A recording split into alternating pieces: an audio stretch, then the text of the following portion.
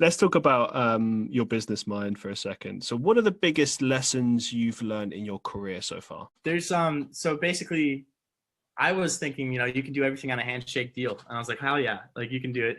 What's the need for a contract? That's not the case. You can know a guy for 10 years and the second money gets involved, you figure out what kind of person he is. That is so true. Oh my God. Yeah. Yeah. And I knew the kid since I was 10 years old, and he was, a kid that I was wrestling with. He ends up stealing from my people directly, like right out of their pockets. I'm like, this is so disgusting. Like back in the day, we had our CFO. Our chief financial officer was stealing from us, and it was just a sickening situation. So just kind of learning that's going to happen, but you can't let that impact your ability to trust. Like there's bad eggs. There's terrible people in this world. Even if you give them everything and you hook them up, you build them up from nothing, they'll still find a way to justify taking from you or taking from your people. And you just got to know that that's a thing. It's nothing personal. They're just a bad person. They've got something wrong in their head. They've got evil in them. Maybe they were raised improperly, or they just decided to choose evil. And just knowing that it's nothing personal, you could be the greatest guy in the world and there can still be bad people out after to get you.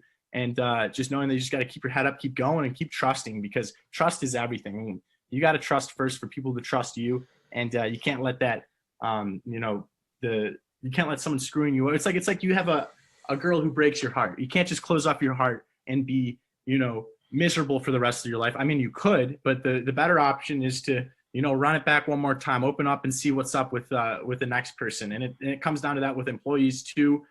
Just knowing that, any one person can do anything, but don't let that establish the precedent for others. So you can't be judging all people based on one, and just knowing that there will be bad actors and you got to flush them out of your system sooner rather than later. And as soon as you get any degree of traction, the parasites will come, the non-doers. They know they're not capable of doing anything on their own, so they need you. They need a host body. But guess what? Pull that parasite off and then let him go latch onto another host body, because that's what he's going to do. But then that person's going to have to find out this dude's a parasite and get rid of him.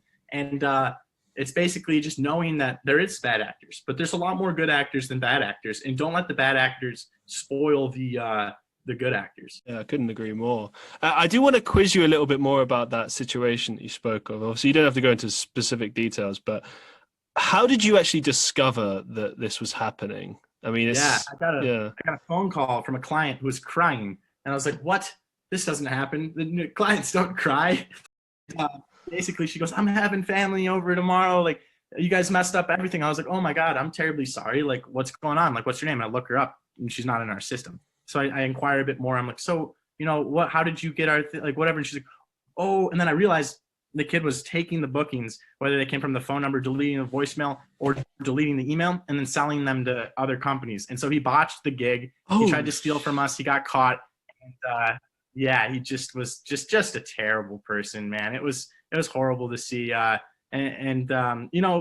I believe in karma, and he got a little bit of instant karma, which is nice to see. But I don't care about that. All I care about is it was scary because we had to just throw all our cash flows back together at the last moment, keep people paid. But you see that happen. You see the bad in one person, you see the good come out of others.